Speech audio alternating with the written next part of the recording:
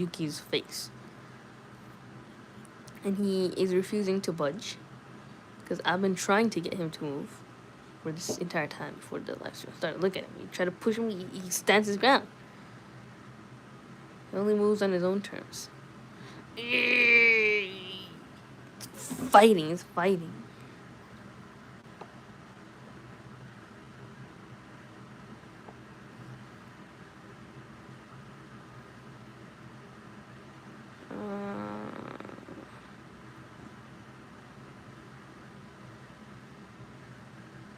Sorry, I did something with the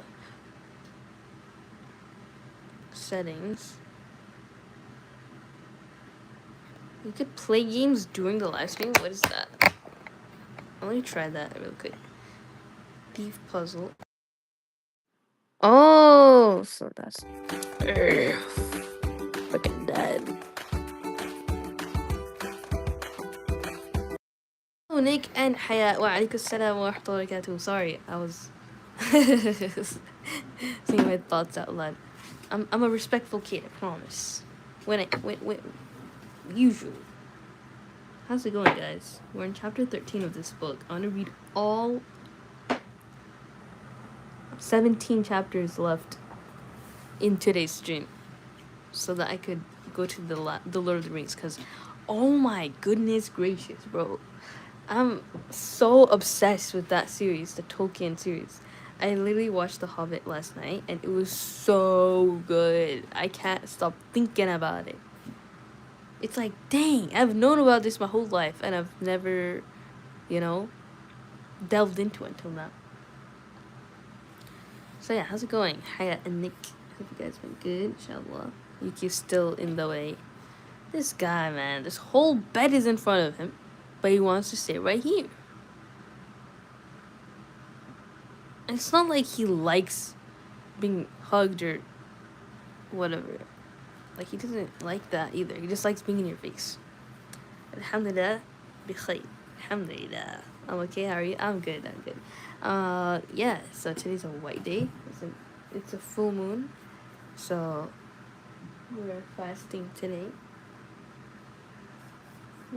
Yuki's trying to be bad. He's trying to tip the trash. But there's nothing in the trash, so it's fine. I just did some groceries, bought a lot of meat.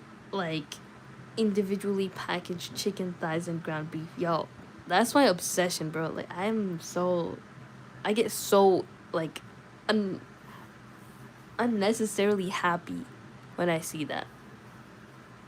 And, like, actually buy it. It's like, that brand is like, because anytime like my parents have say that, oh, okay, you could cook meat, like they wash it and then they prepare it, like it's just so suspicious, bro. I don't know where it came from, who bought it from where, and it's like, I don't know. مع السلامة أشوفك على خير. Okay, see you later, I guess, if مع السلامة means you're leaving. But yeah, let's start reading chapter 13. Immediately, dismay. Oh, by the way, before I begin, I just want to say, the ground beef that we got. Like, I don't know why I have to say this, but I'm so excited. Like, I'm gonna make this egg muffin sandwich. I'm gonna freeze it and meal prep that, and it's gonna be so good. But for tonight, I think I'm just gonna cook some shrimp and then add that to the already Alfredo pasta that I made, because that doesn't have any protein. Anyways, let's continue.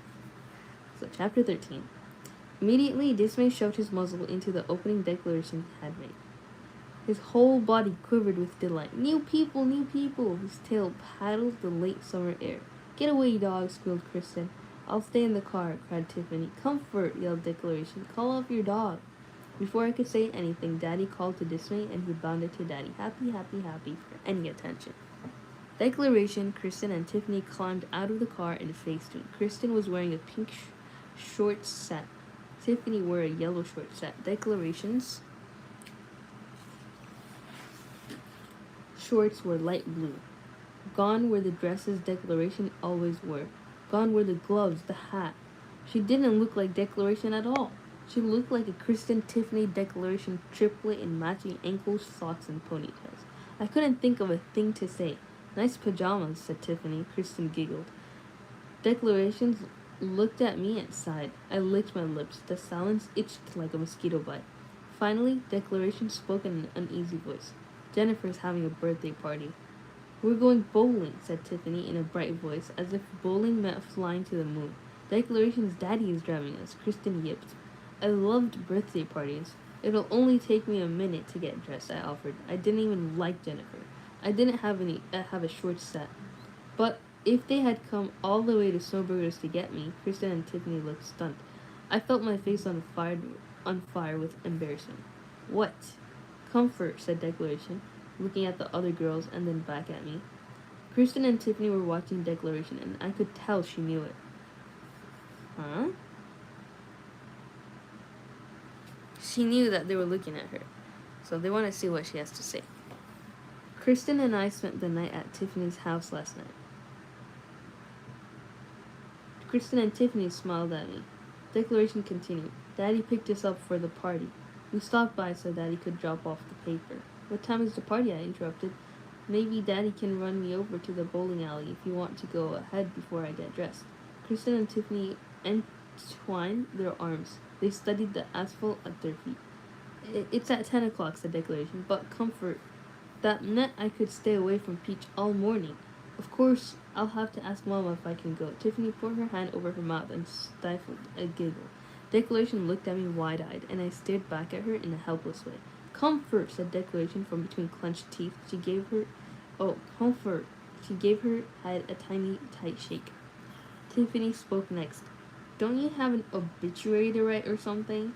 My heart began a wild beat in my chest. No one at school knew about my life notices but Declaration. Declaration spilled her beans.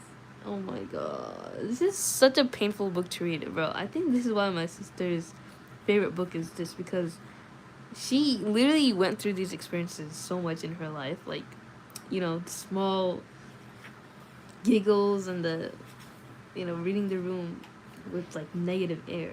Like, she went through that so much. She doesn't even go out anymore. For the smallest things. My heart was thumping so hard I could barely breathe. I didn't know how to turn around or how to leave. I stared at the air in front of me. Declaration was suddenly at my elbow. She stood with her back to Tiffany and Kristen.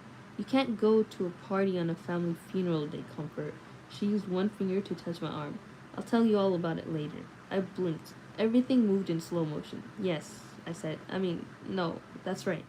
In that moment, a tiny, puny, scrawny voice called to me from the direction of the funeral home. Comfort. Time came back to me. Peach was running in my direction, waving his skinny arms in the air, his head bobbing on his thin as a noodle neck as he ran. His whole body careened first right, then left. He was like a bony little bird flapping out of control. What is that? Said Kristen. What's wrong with him? Asked Tiffany. Declaration put her hands on her hips. Peach stopped in front of her and swallowed. He tried to talk, but he was out of breath from that crazy running, so he just stood there, making great gulping sounds with fish-like lips trying to get his breath back. What is he?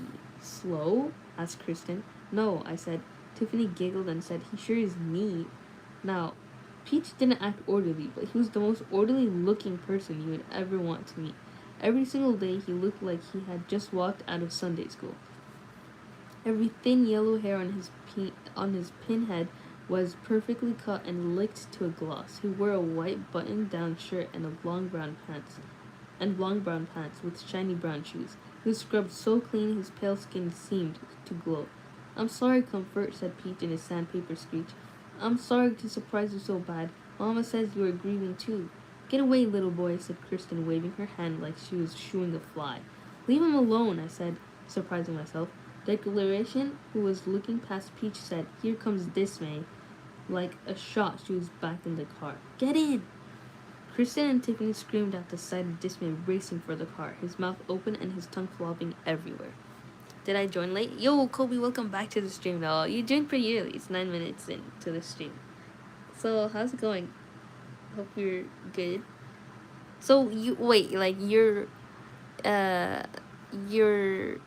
did you quit your job, or are you still, like, at your job, like, planning to retire? Nice. So, like, what do you do in, like, retirement? Like, what's the daily life like? Because that's, like, the dream life to have worked, to have done everything, I did quit. Okay, nice. That's awesome. So you just like chillaxing at home, man. Lucky Japan.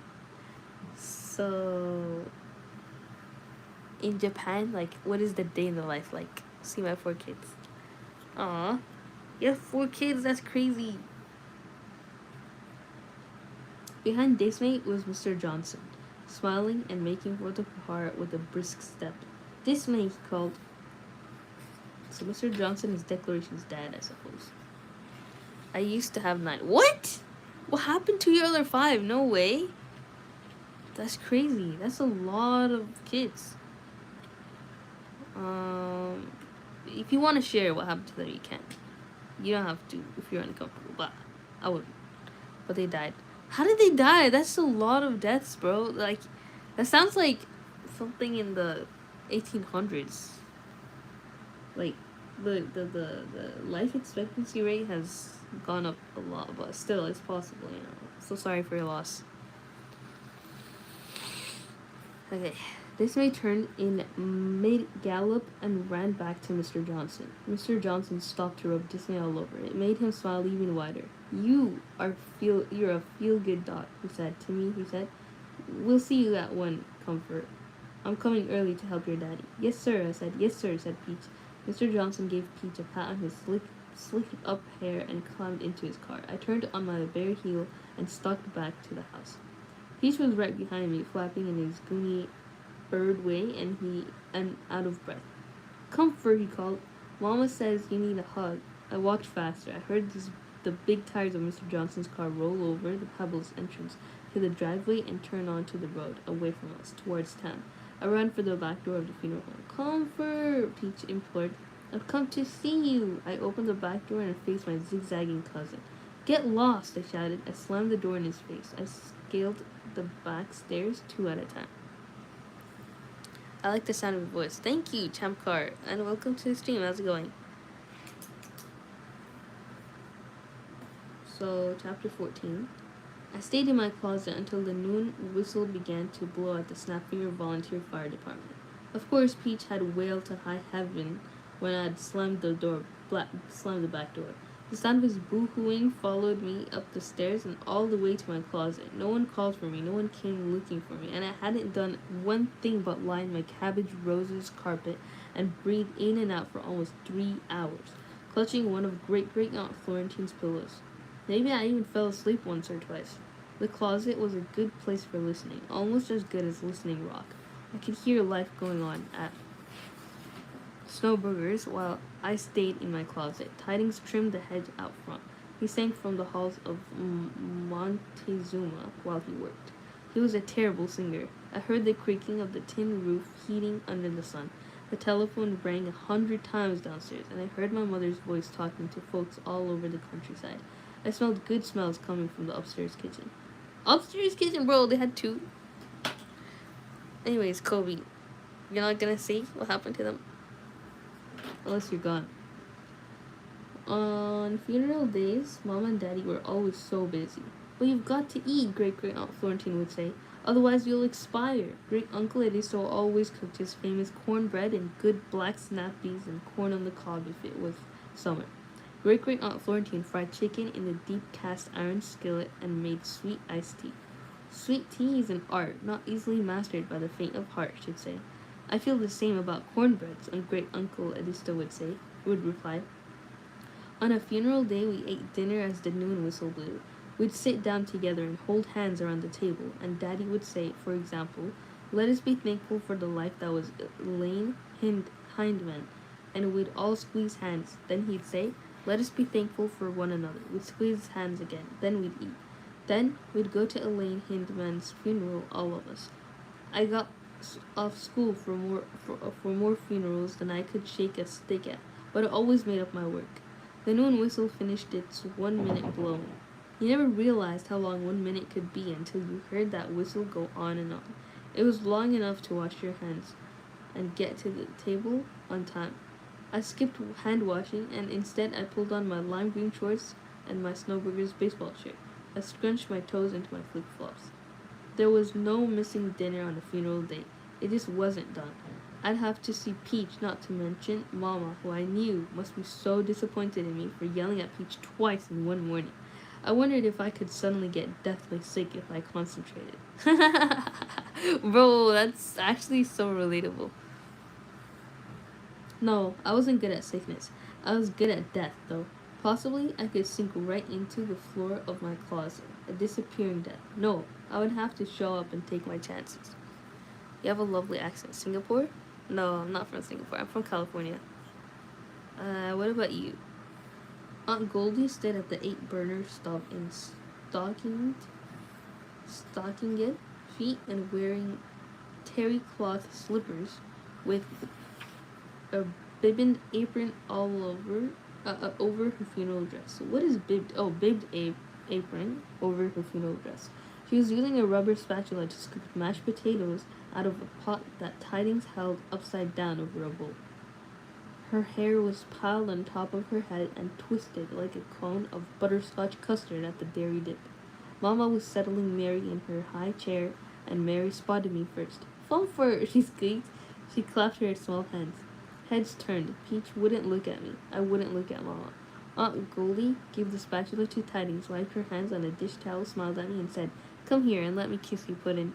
Her bracelets clinked as she opened her arms wide and gathered me to her. "How did I miss seeing you last night?" She gave me a wet, perfumed kiss. "We need all the extra kisses we can get today," she said. "Sit, sit, sit." Daddy, already sitting at the table, pulled out my chair, and I slumped into it, relieved that Aunt Goldie didn't want to throttle me. What is throttle? Or maybe she did. Dismay was under the table. I slipped off my flip-flops and slid a bare foot over his black coat. He licked me on the leg. I do that with my cat, bro. Tidings put the potatoes on the table, arched an eyebrow at me, and sat between Peach and Mama on the other side of the table. Mama busied herself with Mary. When she and Aunt Goldie were seated, Daddy put out a hand to me on his left and to Aunt Goldie on his right. Mary was already squeezed 2 of my fingers tight in her tiny fist. I closed my eyes like I always did. "Let us give thanks for the life that was." Daddy's voice choked. "Florentine Snowburger." I squeezed Daddy's hand extra hard. He squeezed mine back. Peach sniffed twice and cried a short hiccuping cry. Dismay thumped his tail from under the table. The grandfather clock ticked time away in the upstairs hallway. Daddy took a breath. "Let us all give thanks for one another," he said. I squeezed. Daddy didn't let go, so we all kept holding hands. Soon I opened one eye. Aunt Goldie's blue eye was looking back across the centerpiece of zinnias. I opened both eyes and looked at Daddy. A long tear snaked down his cheek. Aunt Goldie said, "And let us love one another." Daddy still held hands. Aunt Goldie said, "And let us eat this magnificent dinner that Goldie Sugars has made." "Glory, hallelujah," I declared, and she has knocked herself up. I declared, she has knocked herself up.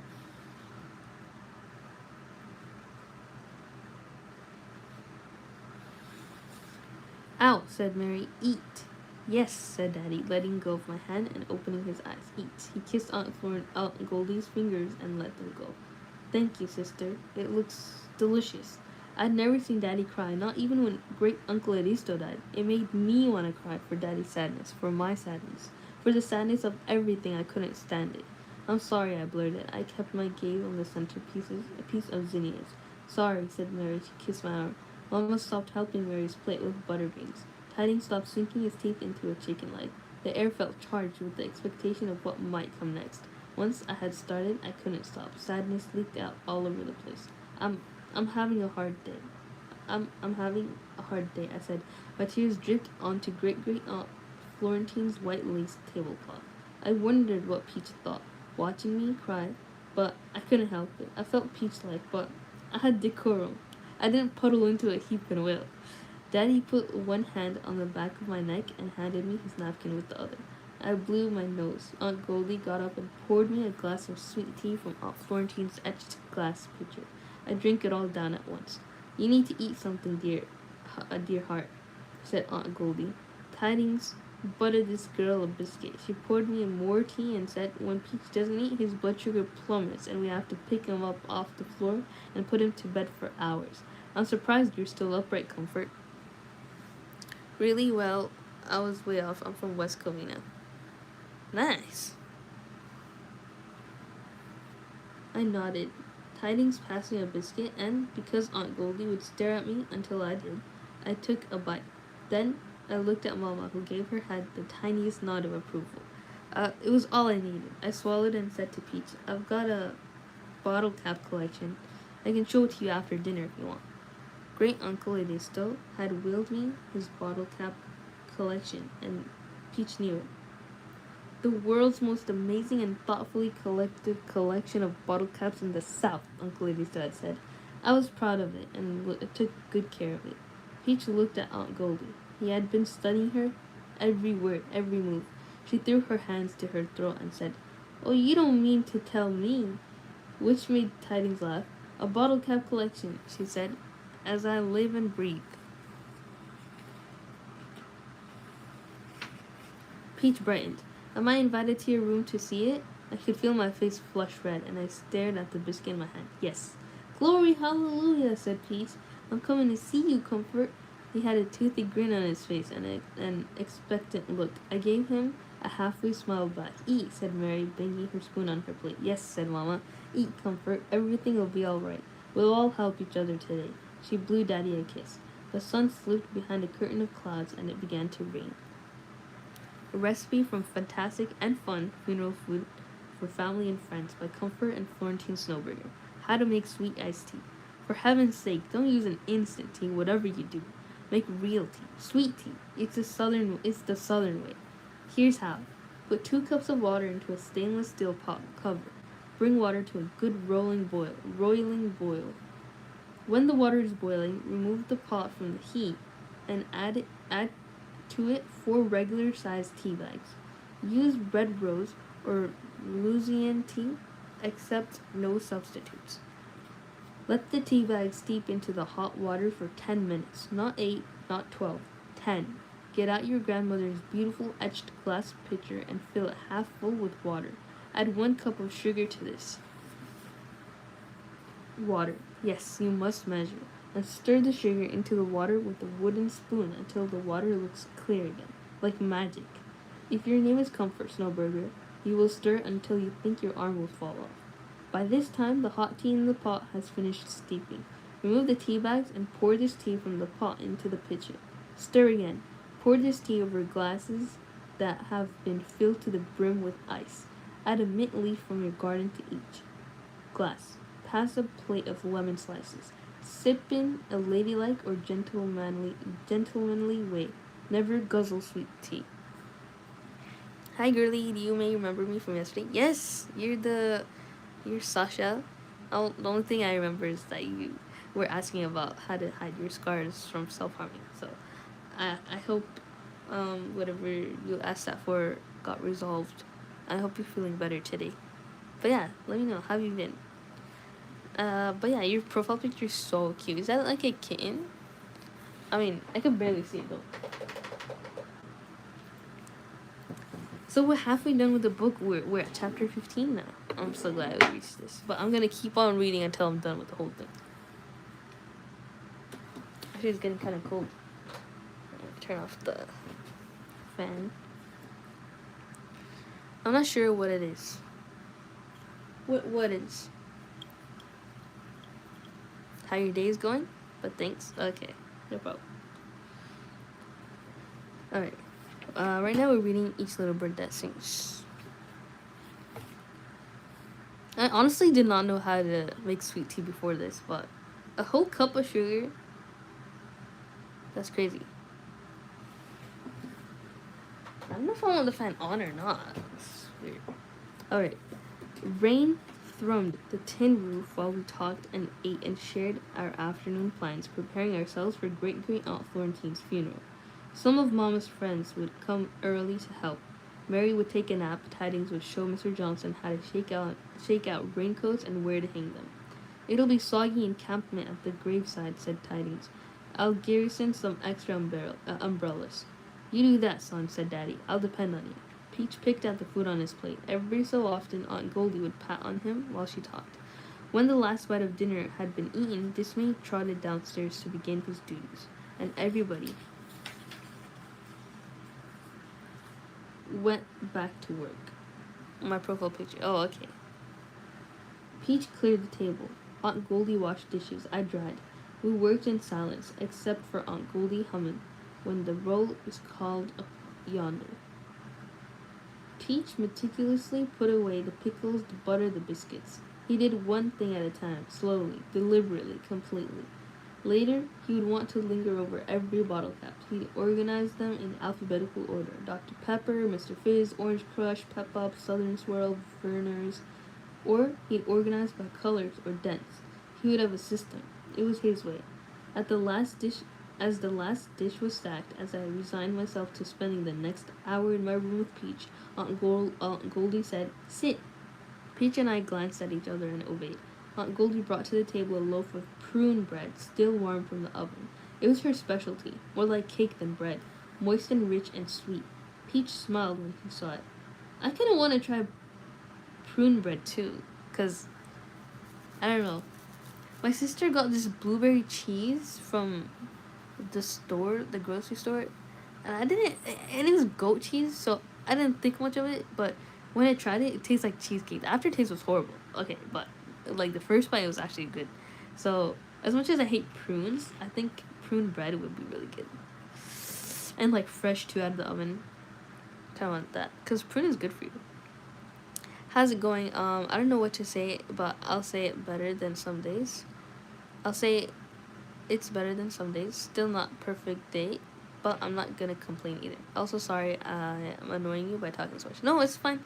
I don't mind it when you talk while I read, cause yeah, after each paragraph I'll like stop to look at the chat. Also, what does a perfect day look for you, Sasha? Like ideal, like a possible day. A day that you've already experienced, like you rated it 10 out of 10.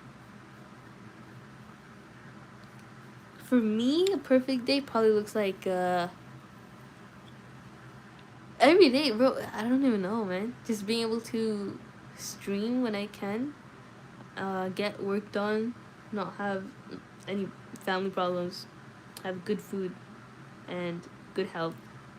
Wow, subhanallah. Or like just going out somewhere. I guess every day is just the perfect day. I don't really think about that.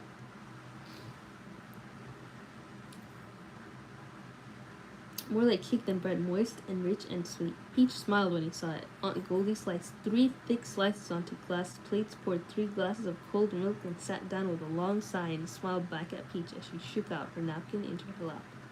Peach forked a huge bite of bread into his mouth and made noises as he chewed.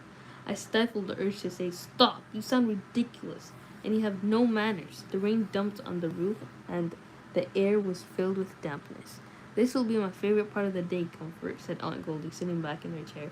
"I want you to tell me everything that happened when you found Aunt Florentine dead in the garden. I want to hear it from your lips. Don't leave out a detail." Peach choked. Uh-oh. "No fights, eaten enough, friends are nice, didn't do so much I talked about yesterday. Didn't do SM. Yo, Arrow, welcome back to the stream. How's it going? But yeah, sounds good. Sounds like a very good day, Sasha. No fights. Like, fights with who? Like, online? In person? Parents? Siblings? Friends? Good. Hi, Sasha. But yeah. Friends are nice, but I guess I need to make more friends, bro. I have friend groups, yeah, but like it's kind of inactive. Like you have to really probe them for them to talk. And even after you send a message, like they don't really reply. So I need a friend that chooses me. I have friends, but they're like very very superficial. Even if you know them for a long time. But I need a reason to get chosen. You know, like, I need to put something on the table. I need to improve myself. I need money to be able to afford hangouts, retreats, these type of things. Or gifts. How are you both? I'm good, thank you, Arrow. Yeah. Just waiting until it's 8 p.m. so I could eat supper. Or parents fighting with each other. Fights with friends and parents. What do they usually fight about? Cheesy Michael open up the door. Hello, Corin Botelho. Welcome to the stream. How's it going? I'm okay. Good, good, good. If you guys are good, I'm good. And how are you, Corey? Did I ask that already?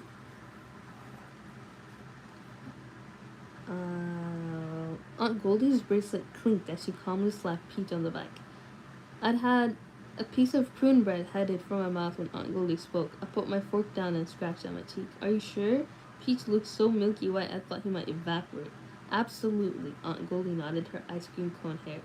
So I told her everything, from finding Aunt Florentine's head resting on the mound of marigolds to the bees buzzing around her and tidings running for the hares. Aunt Goldie interrupted every other sentence with, I declare, or bless my stars, and a few glory hallelujahs. Peach put his elbows on the table and pressed his fingers against his closed eyelids until the tips of his fingers turned white. I'm good, LL. Nice. Friends, dumb stuff. Yeah. It happens. I guess because of boredom. That's good, Sasha. I'm glad you're streaming now, Jojo. You always end up streaming whenever I had practice or work, so I'm just tired to stay up to see your streams at like 2 a.m. Aww. Yeah. I try to do one in the morning, one in the afternoon, or like whenever I can, which is usually midnight, because my sleep schedule is cooked. But yeah, I'm glad that you could join this one and not have to stay up. You should sleep early tonight, Arrow. But yeah, that's really nice of you to. You look so forward to my streams. I wish I had a schedule, but it's just whenever, like, I can't decide when to stream because there's always something going on. Like today, I went to Costco. I didn't realize like I had to go to Costco, but it's just like, yeah, impromptu, unexpected, unplanned. Most of my days are unplanned like that. And how did you feel, Comfort? Asked Aunt Goldie. Peach groaned. I felt fine. You see, Peach? Said Aunt Goldie. She felt fine. Peach shuddered. Well, not just fine, I said. I was kind of sad too. Well, of course you were, said Aunt Goldie. It is still always said that death is a sadness to us all. But there isn't a death that doesn't serve us in some way. Particularly when we become so old we are ready to rest. Maybe that's why seeing Aunt Florentine lying peacefully in the garden didn't make you scream or faint or run away, Comfort. I thought about that. She was ready for dying. She said so all the time. Peach slid his fingers around to the sides of his face and opened his eyes. It's true, I said. It was. Aunt Florentine had ordered her headstone the year she turned 90. It was sitting in the cemetery already. She just waiting for the death date to be engraved on it after she died. Every evening, Aunt Florentine would kiss each one of us good night and goodbye and trundled off to bed, saying, I'm bound for glory land. But she'd still be here in the morning. She shuffled into the upstairs kitchen with the 8-burner stove and the double oven, and she'd come over to kiss me first. You're still here, Aunt Florentine, I'd say, and I'd scramble her an egg and feed a biscuit to dismay. Fair enough. And parents are usually about me forgetting to clean the house. Well, you could always clean it, like, whenever you remember, right? Yeah. I mean, cleaning once a week is good enough. Like, you don't have to clean every single day. I mean, today, well, unless you have a cat, so you have to, like, clean the litter box daily. Otherwise, they won't like it. You're still here. Okay. Aunt Florentine would sneak a piece of bacon from the paper toweled plate onto the stub and say with surprise, My heavenly bed's not ready yet. So, when she finally went, I figured that some efficient angel had made Aunt Florentine's bed, as it was time for her to go.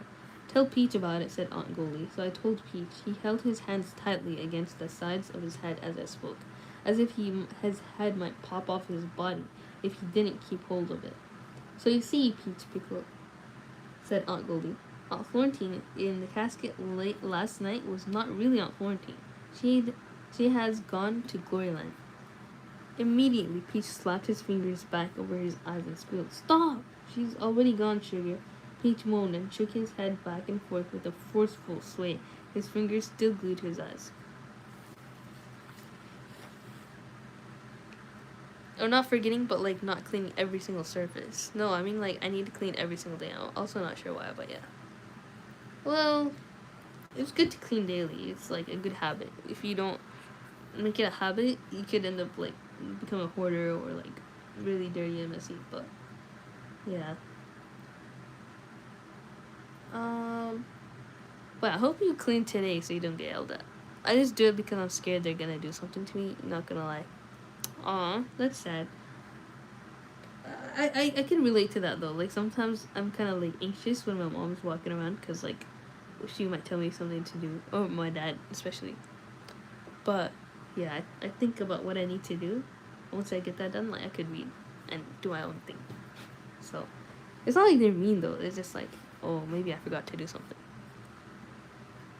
Now be still, said Aunt Goldie, stopping Peach's head with her hands. You're gonna pop an artery and give yourself an apoplexy. She held Peach's head still until his shoulders slumped and he was quiet. Then she peeled his hands from his face. What is an apoplexy? Can someone Google that? He blinked at her with enormous blue eyes. He was pale and looked like he was 285 years old, with the grief of the whole world etched on his face. His heart felt softer towards him. My heart felt softer towards him until I reminded myself that I hated Peach. Instead, I pruned bread. When I looked up, Aunt Goldie had leaned over and pressed her forehead to Peach's forehead. They were staring at each other, eyeball to blue eyeball. This body is a shelf of who you are, Aunt Goldie whispered. She tapped Peach's chest with 2 fingers. Here is who you are, sweet thing. It's inside, not outside. Death can't touch that. Peach didn't move. He didn't say a thing. Aunt Goldie planted a firm kiss on Peach's forehead. Let us eat this cake and be glad for it. She picked up her fork. It's good to be alive, isn't it, Comfort? Yes, ma'am. I took a bite of Aunt Goldie's prune bread. It was delicious. I told her so. Thank you, Puddin'. I always say there's nothing like fresh hot cake and cold milk to make a body feel better on a funeral day. Throw in a bottle cap collection and your day is made. Peach cleared his throat in a great gargle. And after that, can we play marbles? Peach coveted my cat's eye. What does that mean? I wouldn't let him have it, but I play marbles. I live to serve. Promise you won't cry if you lose, I said. I promise. He picked up his fork. Color was coming back to his cheeks. Get dressed first, said Aunt Goldie, then marbles. Peach gave Aunt Goldie a sloppy grin. We ate cake. Rain peppered the roof. It would be a wet funeral day. I was draining my milk just as Declaration stepped into the kitchen. So the only problem is I come home from school at like 4 p.m. Then I do homework for 2 to 3 hours. By then it's like 7 p.m. So I need to eat. Sometimes I forget, shower, and somehow clean a 2-story house. I see. I guess that's the normal routine because, yeah, 2 to 3 hours. That's actually really good to do homework as soon as you get back from school. But you're like 17, right? You're gonna graduate this year? But yeah, but then it's 7 p.m. So I need to eat. How do you forget to eat? Don't you feel hungry? But yeah, you also have that bulimia, so it's understandable. Yeah. Okay. First, I would like clean the house and then shower because like you get tired. But it's also bad to shower too late at night so that when you go to sleep you will wake up sick or something. I don't know. But yeah, sounds like a good routine. Otherwise, what would you do? Just like doom scroll maybe? I don't know. Chapter 16. Also, what time is it for you, Sasha? Because, yeah, I don't have a good relationship with food. I'm sorry to hear that. I have a good relationship with food. It's just that like I need to make healthy food. Like I don't eat goy slop. You know that is like processed food. I try not to do that. Like I avoid that. But yeah, I have to really focus on like protein intake. That's why I got so happy today when I got like ground beef and chicken thighs. Because you can't just get it anywhere. Like for me, like we eat halal, so it's like you can only get it at like certain places. So like Costco Business has a lot of halal food. I'm like, wow, it's really nice. 3 a.m. I need to wake up at 4 for school. 4? So you're gonna wake up in 1 hour? Oh my god. Sorry to keep you awake, Sasha, but it's fine. I don't need much sleep. So you're from... Wait, so if it's 3 a.m. for you, where do you live? You're from UK? I don't know. Right now it's 4 p.m. for me. So if you're 12 or 11 hours ahead, where's that? Europe? Yeah, maybe.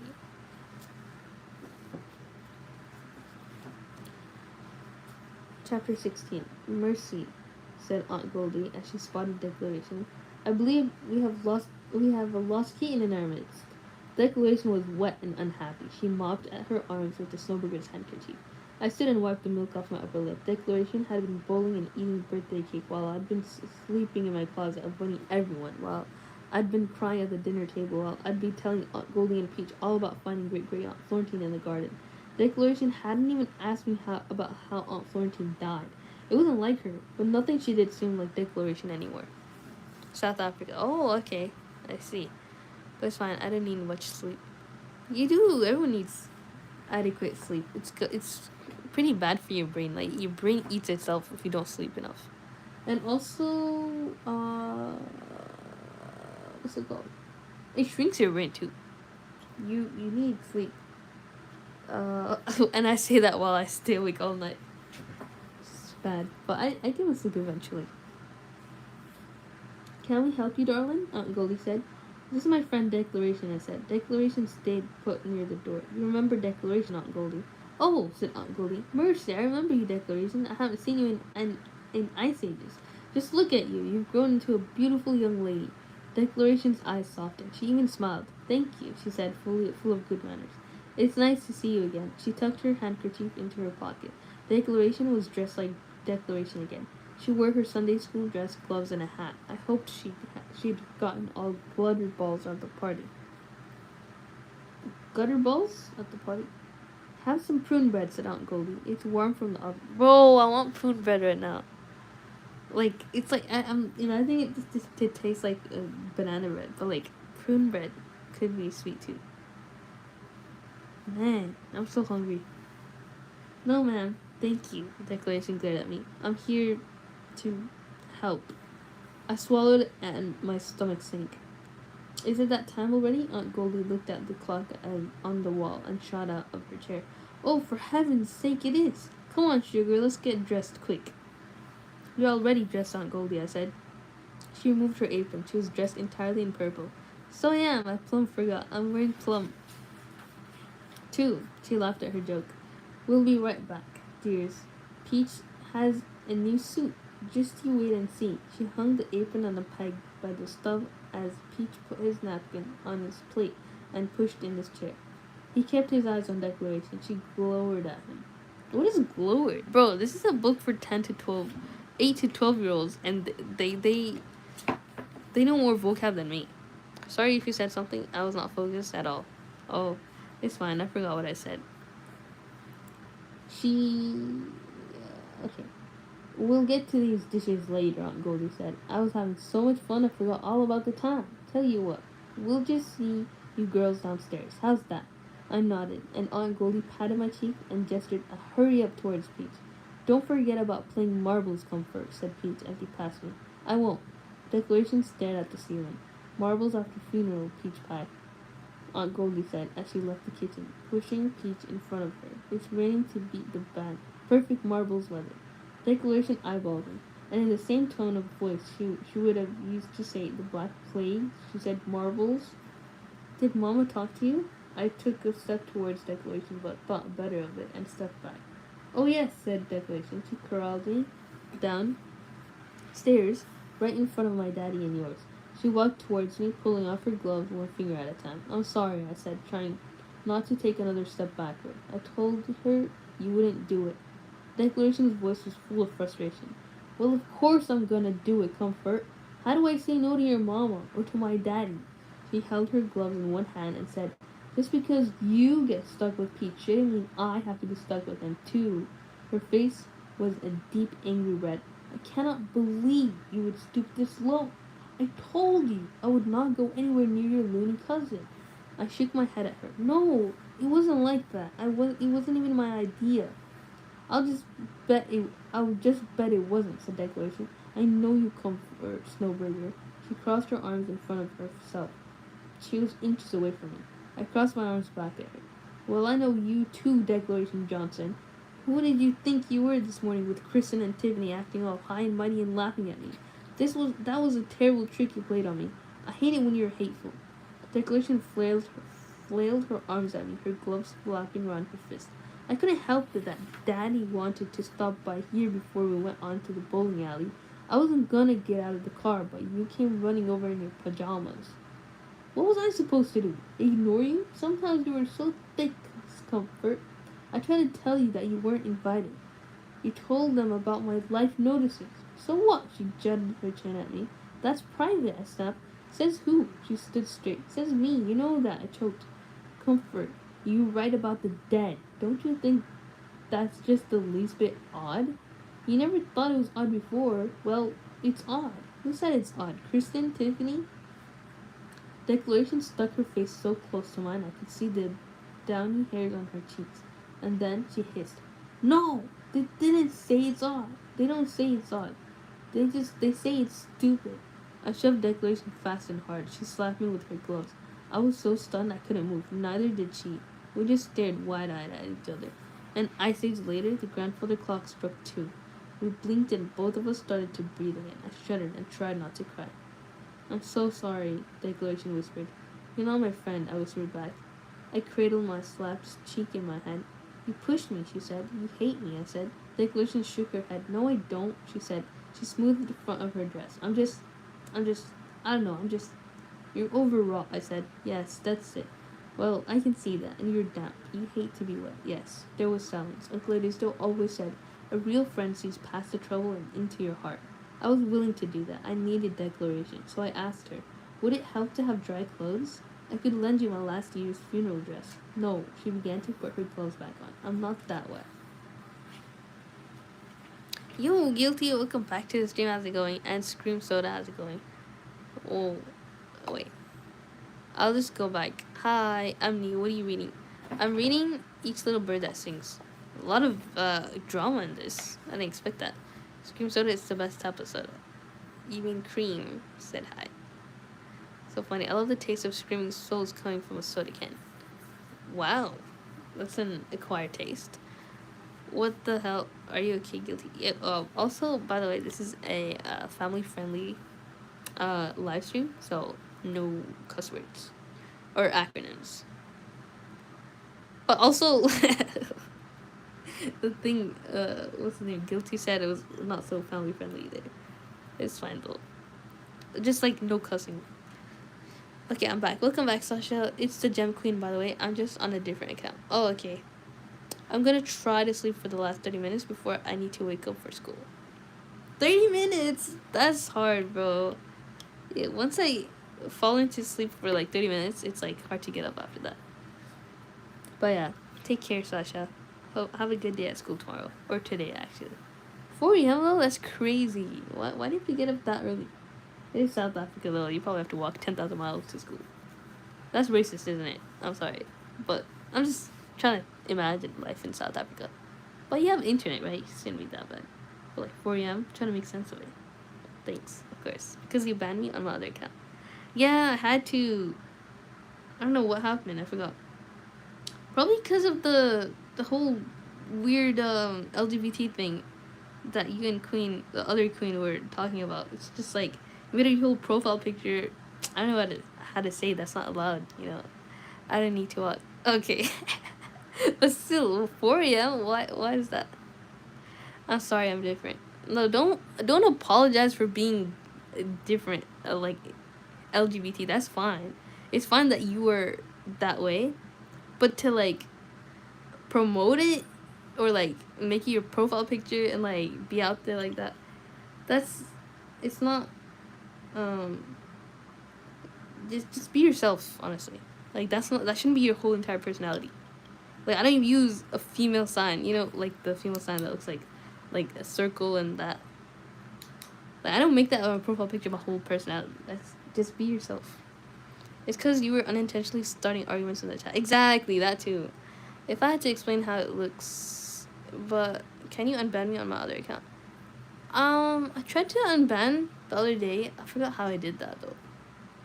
I could try, but you have to agree not to like make that your profile picture and like talk about it. You know, just because it's against my religion. You know, we don't. You know, because of law. It's also in Christianity. Like, in Prophet Lot, you know, he went to a town of just like purely gay people, and like they got punished because they didn't listen. It's not just because of the gay; they were also really bad, like in other terms, in other ways. Like they would steal and stuff, and they're so rude and that. But it's just something that's really not allowed, and it's not PG either. Honestly, it almost looks like Las Vegas if I had to explain. Las Vegas, wow. My profile picture is my cat now. Okay, that's good. Be respectful. Mm-hmm. Alright, well, we'll see. What's your... Okay, the gem queen, right? Okay. Were you, like, cussing, or was that somebody else? Saying, like, oh, I'm only 10.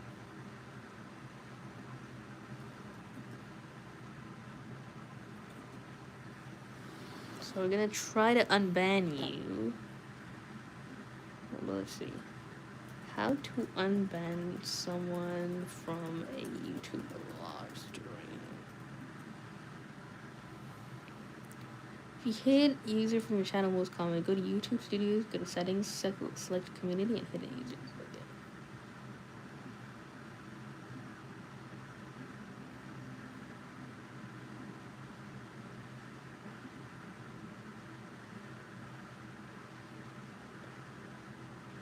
Settings, channel, oops, advanced settings. Hold on. What do you say? Okay, so YouTube Studio, go to settings, select community. Community moderation. Okay. User manager. Wow, look at all the mods we have. Standard mods. Dang. Approved users, hidden users. Okay, so where's the queen gen? There's a lot of hidden users.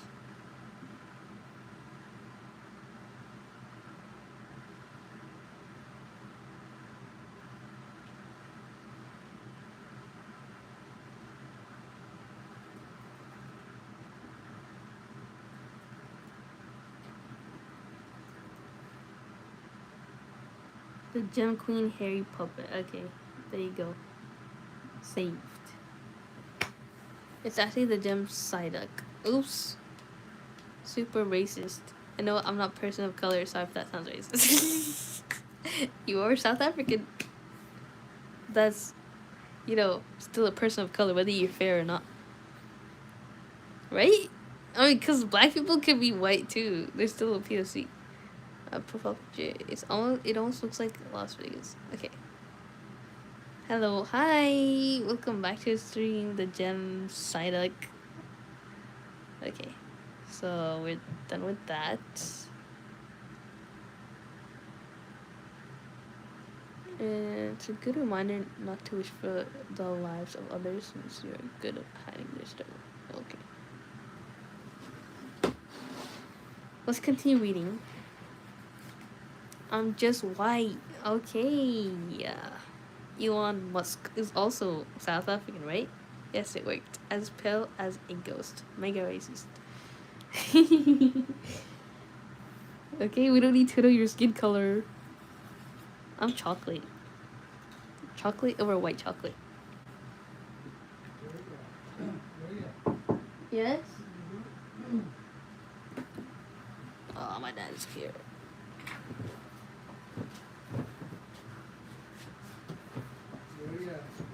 Me?